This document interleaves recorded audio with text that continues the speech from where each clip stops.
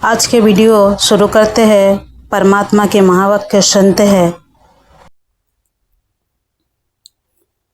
श्रीमद् भगवद गीता के 5वां अध्याय में भगवान ध्यान योग के लिए प्रेरित किया और ध्यान में बैठते समय बाहर के चिंतन, बाहर के दृश्यों से खुद को समेट लेना जरूरी है।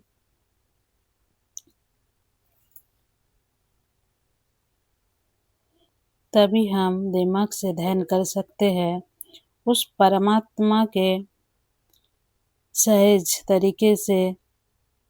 परमात्मा को सहज तरीके से याद कर सकते हैं। मन एकाग्र होने से अंदर की अनुभूति होती है। मन की एकाग्रता कैसे विकसित किया जाए और उसका बड़ा साइंटिफिक ढंग से जो बातें भगवान ने कही है उसको अपने जीवन के अंदर लागू करके देखो तो शायद बहुत कुछ प्राप्ति भी कर सकते हैं, अनुभूति भी कर सकते हैं, क्योंकि उसे मैंने भी अपने जीवन के अंदर अप्लाई करके देखा है और उसे धारण करने से मुझे फायदा हुआ है। इसीलिए इस बात को आपके सामने रख रही हूँ। ध्यान योग, जहाँ भगवान ध्यान योग उसके अभ्यास की सही विधि का स्पष्टीकरण करते हैं। ध्यान के समय मन को किन कठिनाई का सामना करना पड़ता है, ध्यान के समय मन परमात्मा में कैसे एकाग्र करे, कैसे करना है, भगवान विधि बताते हैं। एक श्लोक से 4वें श्लोक तक कर्मयोग का विषय, योगारूढ़ पुरुष के लक्षण, 5वें श्लोक से 10वें श्लोक में आत्मोन्नति तथा मन को मित्र बनाने की प्रेरणा,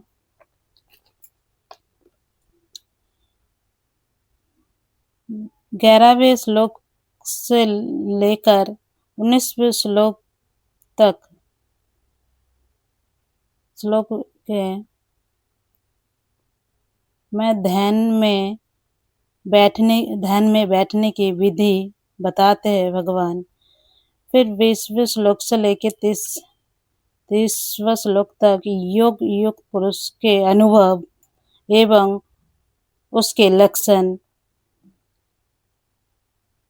33वें श्लोक से लेकर 36वें श्लोक तक मन के निग्रह के विषय, 37वें श्लोक से लेकर 47वें श्लोक तक योग भ्रष्ट पुरुष के गति और विषय तथा ध्यान योग की महिमा बताई है।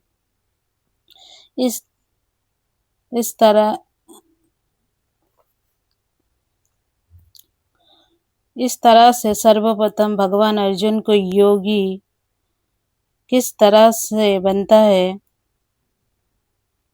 तो कर्म योगी बनने की बात है तो भगवान कहते हैं, हे अर्जुन, कर्म करते समय किसी भी प्रकार से फल की कामना ना रखे हुए जो कर्म करते हैं तथा इंद्रियजन सुख के संपूर्ण भौतिक पदार्थ की इच्छा युक्त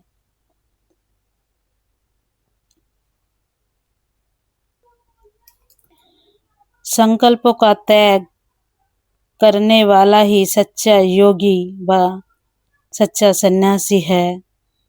जिसका मन बस में है, शांतचित्त होकर स्वयं को किसी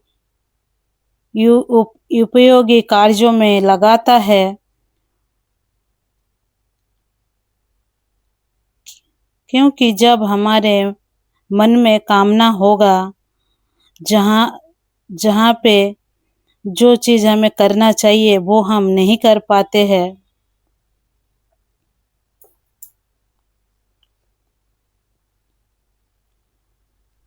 वही योगारूढ़ अवस्था वाला है, वही सच्चा योगी कहा जाता है। माना कर्मों ने ही छोड़ना, फल की कामना को छोड़ना है। कोई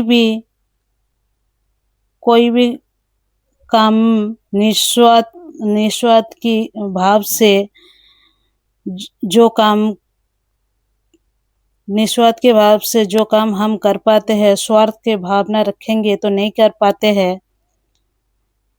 तो भगवान गीता के अंदर बार बार यही बात कहा है, कामना रहित कर्मों, स्वार्थ और कामना काम में बाधा डालते हैं। मन को जीतने के लिए, मन को मित्र बनाने की कितना सुंदर मनुष्य को अपनी आत्मोन्नति करनी चाहिए, आत्मा की अधोगति होने न दे। जीव आत्मा स्वयं के मित्र और शत्रु होते हैं।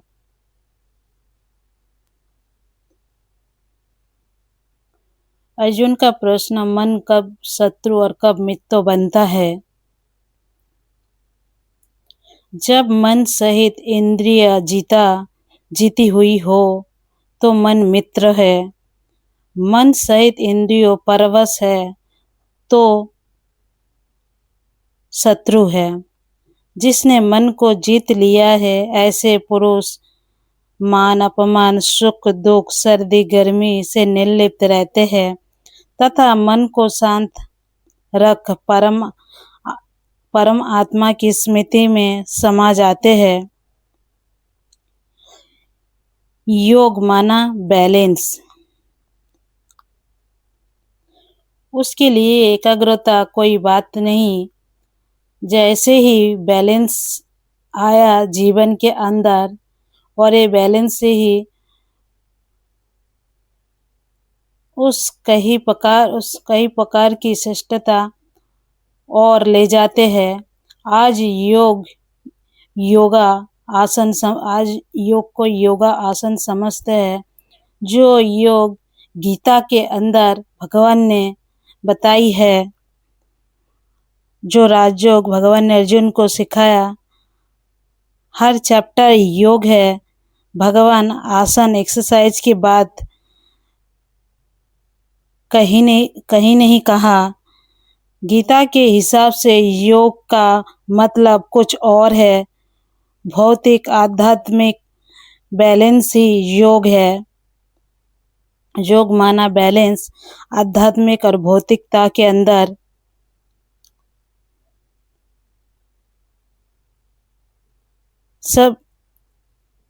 सबसे बाहर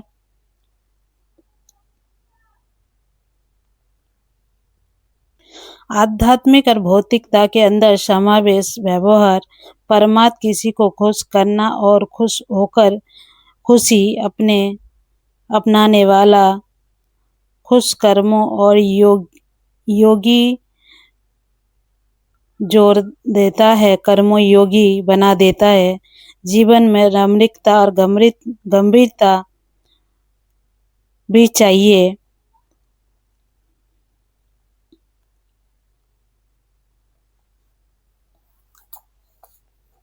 आज जीवन के अंदर भौतिकता आ गया है, आध्यात्मिकता दूर दूर तक नहीं है, दूर तक दिख नहीं रहा। तभी जीवन के अंदर चिंता, तनाव, क्रोध, चिड़चिड़ापन, मन विचलित रहते हैं, डिप्रेशन है।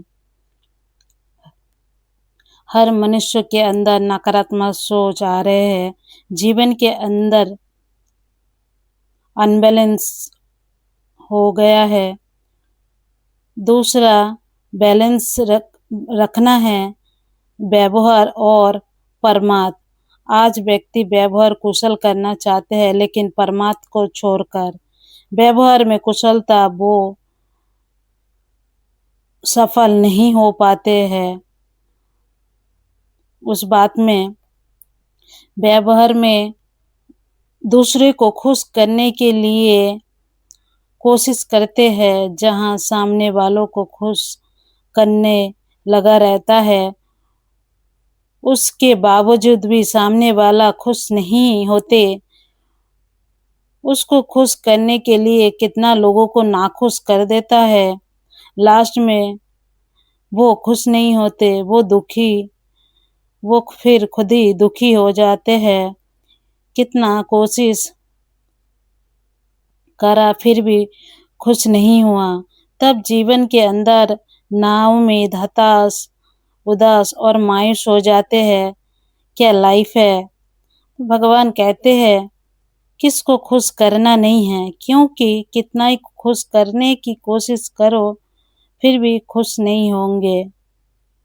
जितना आप खुश करने की प्रयत्न करोगे, सामने वाला का चाहना उतना ही बढ़ता जाएगा। हम किसी को कोई चीज दे के खुश करने की कोशिश करते हैं, उसका वे दूसरा चाहना की उत्पन्न हो जाते हैं, और ये इच्छा अपेक्षा बढ़ती जाती रहती है। एक पूरा करो तो दूसरा। आप किसी तो खुश नहीं रह पाते हैं, तो आप किसी को खुश करने से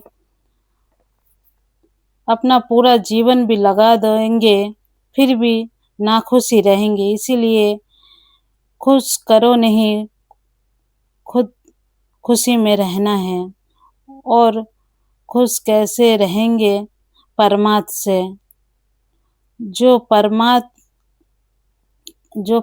को अपना लेते हैं, परमात्मा को व्यवहार में जोर देते हैं, और उसमें आप स्वयं प्रसन्न रहने लगते हैं, और आपके प्रसन्नता से वो भी प्रसन्न होने लगेंगे। धीरे धीरे उनकी भी इच्छा अपेक्षा कम होंगे, क्योंकि इच्छा और अपेक्षा ये बढ़ता ही जाता है। आज एक इच्छा पूरा हुआ, कल फिर दूसरी इच्छा शुरू हो जाते हैं। व्यवहार और परमात्मा का बैलेंस जरूरी है। कर्मों और योग का बैलेंस जीवन के अंदर आवश्यक है, ना कि खाली कर्मों करो, ना कि खाली योग साधना करते रहना है। दोनों का बैलेंस, साधना को कर्मों में जोड़ दो। ये भगवान हमें समझा रहा है। जब कर्मों और योग को जोड़ देंगे तो आप कर्मो योगी बन जाओगे। आज मनुष्य हर कर्मों, दुख और दर्द की प्राप्ति करता है, भोगना का अनुभव करता है, क्यों कर्मो योगी नहीं है। सिर्फ योग लगाने वाले भी जोगी नहीं।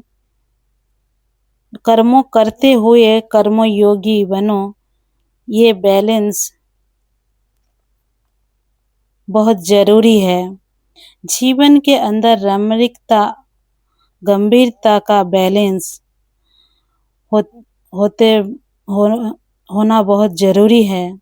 मन के अंदर जो व्यर्थ चिंता चलते हैं, उस व्यर्थ को सहज समाप्त कर सकते हैं, और मन सदा प्रसन्न रहने लगता है।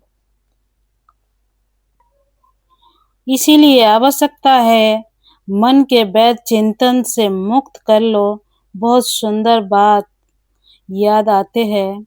एक बार एक प्रोफेसर अपने स्टूडेंट को समझाने के लिए अपने स्टूडेंट को कुछ सिखाना चाहते थे, और इसीलिए वो क्लास में चाय की कप लेके गए। सारे स्टूडेंट खुश हो गए कि आज शायद कुछ पिलाने वाला है। चाय के कप लेकर टेबल पर रख दिया और सर ने कहा, सारे स्टूडेंट को एक एक कप उठा लो। सबने एक एक कप उठा लिया। सर ने कहा, अब उसको पकड़ कर के खड़े हो जाओ। सभी स्टूडेंट हाथ में कप पकड़ कर खड़े हो गए। उसके बाद सर अपने कुछ काम करने लग गए। 5 मिनट हो गए। फिर 10 मिनट भी बीत गए। सर ने कुछ नहीं कहा। सारे बच्चे कप पकड़ कर खड़े हैं, मतलब खड़े कर दिया। आखिर बात क्या है? आखिर में एक दूसरे को देखने लग गए कि बात क्या है। एक बच्चे ने बहुत हिम्मत से सर से पूछा, ये कितने देर तक पकड़ के रहना पड़ेगा? हाथ में दर्द हो रहा है। सर ने बोला, क्यों 10 मिनट के अंदर ये कप का वजन बढ़ गया? फिर बच्चे ने कहा, सर वजन तो नहीं बढ़ा, खाली कप ही है, तो पकड़ के रखो। तो स्टूडेंट ने कहा, कितने देर तक ताकि हम अपने दिमाग में ये बात फिट कर ले। फिर सर ने कहा, 2 घंटे। सारे एक दूसरे को देखने लग गए। 2 घंटे सर ने कहा। फिर सर ने कहा, 6 घंटे कप को लेकर खड़े रहो। तो बच्चों ने कहा, हाथ अकड़ जाएगा। सबने कहा 12। फिर सर ने कहा 12 घंटे खड़ा रहना पड़ेगा। तो स्टूडेंट ने कहा, तो सर हाथ तो पैरालाइज ही हो जाएगा, ये हाथ कोई काम की नहीं रहेगा। तो सर ने कहा, क्या करना चाहिए? खाली कप पकड़ के क्यों रखा? रख देना चाहिए। सर ने कहा, यही बात तो समझाना चाह रहा हूँ। हम कितना फालतू की बातें दिमाग में पकड़ के रखते हैं, कितना वर्षों की पुरानी बातें दृश्य हम दिमाग में पकड़ के रखते हैं। हम छोड़ते ही नहीं है, भूलना ही नहीं चाहते उस बात को। हम कितना बेकार के बात दिमाग में भर के रखते हैं। किसी की कही हुई बात सालों साल पकड़ के रखते हैं, तो हमारा दिमाग अकड़ नहीं जाएगा, सर दर्द नहीं होगा, ये दिमाग पैरालाइज नहीं होगा। कितना व्यर्थ की बातें, 2 दिन के पहले की बातें, महीनों की बातें दिमाग में चलते रहते हैं। उसने ऐसा कहा था, उसने ऐसा क्यों बोला, दिमाग में लगातार चलता रहता है। कितना बातें, दिमाग का हल क्या होगा? वो सारे व्यर्थ की बातें छोड़ दो। लेकिन वो छोड़ रहे कैसे? वो छूटती तो नहीं है। हाथ का कप तो आसानी से छोड़ सकते हो, लेकिन दिमाग का व्यर्थ बातें छोड़े कैसे? सिंपल विधि है, रिप्लेसमेंट बहुत ज़रूरी है। जैसे एक मटका है, मटके में गंदा पानी भरा है और वो मटका फिक्स है, एक जगह पे उठा नहीं सकते, और उस गंदा पानी को निकाले कैसे? तो गंदे पानी को निकालने के लिए क्या करना पड़ेगा? साफ पानी का नल का खोल दो।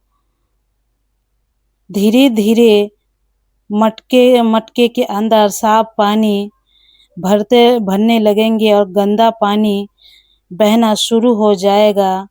फिर एक दिन मटका साफ पानी से भर जाएगा। ठीक ऐसे ही हमारे दिमाग में बैठ के बातें को निकालने के लिए हमें भी कुछ समय। आज ये वीडियो यहीं पे ही समाप्त करते हैं। फिर हम अगले पार्ट में सुनेंगे परमात्मा के महावाक्य।